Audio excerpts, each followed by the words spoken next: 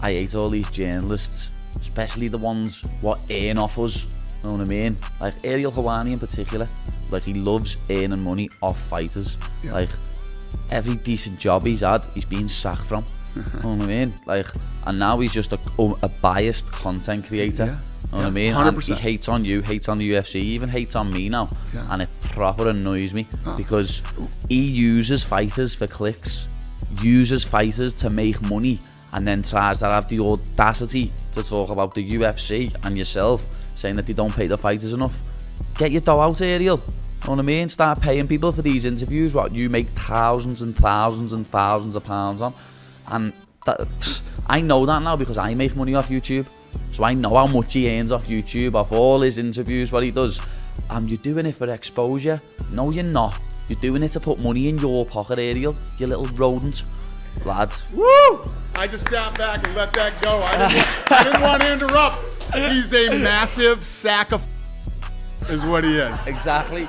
He's the biggest piece of all time, and I couldn't have said it better. He wanted, like, when I was in New York for the MSG card last year, he wanted me to do an interview with him, and I had a paid interview that day, and he wanted me to really let go of that paid interview to do an interview with him, right, for BT Sport, what he's getting paid for.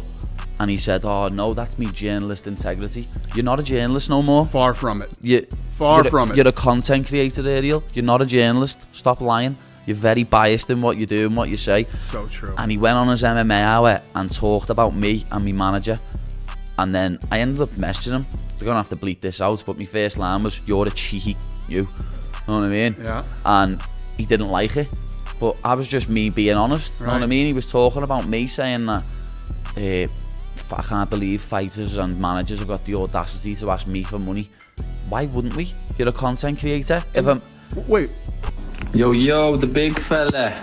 What's going down, Ariel? Just thought I'd let you know, lad. If you wanted to say hi or do anything with a man, I'll be in NYC in November.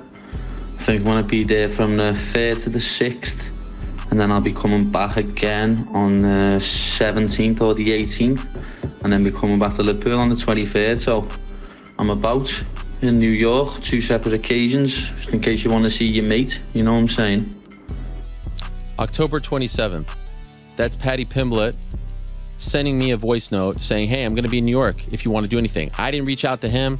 I didn't ask him. He's saying, if you want to say hello or do anything together, right? I obviously understood that to be an interview or some sort of media thing. I write back, "That would be amazing. I'd love to have you in studio on the show." He writes back, "I'm in NYC now. Ariel, got something with Barstool and Howlerhead tomorrow on a podcast Friday morning. You'd have to message Graham and see what time I've got, as I don't know everything myself. You know what I'm like. No problem." So I take that message and I go to Graham. As you can see there, he's telling me I got this. So now I get this message from Graham. "Paddy has a lot of quote unquote, as he puts it, paid booking requests right now. If BT want to put a budget forward, we can look to get something scheduled. Otherwise, he's got to take the paid work available to him." So I write back, a simple no would have been fine. Been around a long time, as you know. First time anyone has ever said this to me. Quite insulting, to be honest with you. They reached out to me. I didn't reach out to them. They reached out to me. So what I think in retrospect was, hey, let's see if Ariel will pay us for an interview. Instead of the questions right now, we kept putting out the lies. And I wish instead of the question counter, we kept putting up, when Dana White wants to talk about my failures, we talk about his failures. Because that clock, that number would go up as well. How's Zuffa Boxing going? How's that boxing show, that reality show that you did? How's that going? How's the boxing manager career going? How's the Taibo career going? How's the surf career going? The Surf League show, all that stuff. Talking about everything that I do is a failure. Talking about me getting sacked. Anything that this guy has done outside of the UFC. Anything. Show me one. Maybe this slap league is going to be the one that hits, because you'll get all the, the MMA media boys to cover it. Maybe that'll be the big hit. Or maybe this F It Friday thing will be the big hit. Maybe there's a deep desire to watch a 50-something-year-old man eat Cheeto pancakes. Maybe. I don't know. But up until this point, if it ain't involving the Fertittas or Endeavor, it ain't a hit. I can assure you of that. Keep going, Frankie. Let this be a lesson to these two guys and to anyone else who talks about me. If you want to talk about me, tell the fucking truth. Because if you're going to lie like they did and like Brendan Schaub did and like others have in the past, I will come at you and I will respond. Because as I said last year, if you come at the king, you best not fucking miss.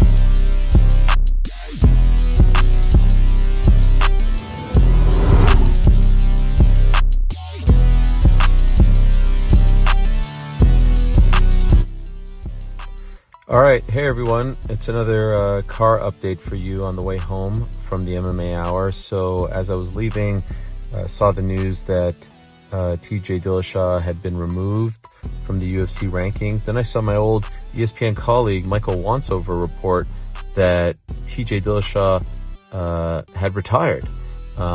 So here's the story. That is in fact true. I just spoke to TJ Dillashaw's manager, Tiki Gosen, who's been with him for quite some time, and he informed me that that is accurate, that TJ Dillashaw notified the UFC within the last 2 weeks that he was planning on retiring.